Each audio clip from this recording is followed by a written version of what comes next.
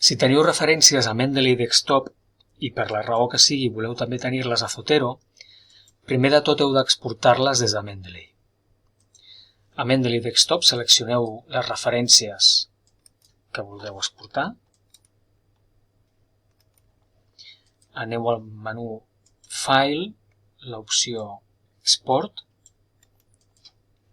i genereu l'arxiu My Collection que dessereu al vostre ordinador.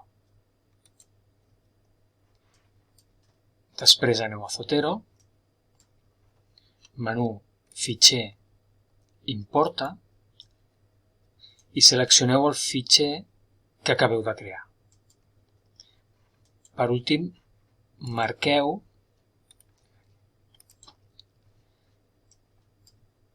l'opció Copia els fitxers i ja tindreu a Zotero les referències i també els arxius que teníeu a Mendeley. Heu de tenir en compte que es crearà una carpeta nova anomenada My Collection.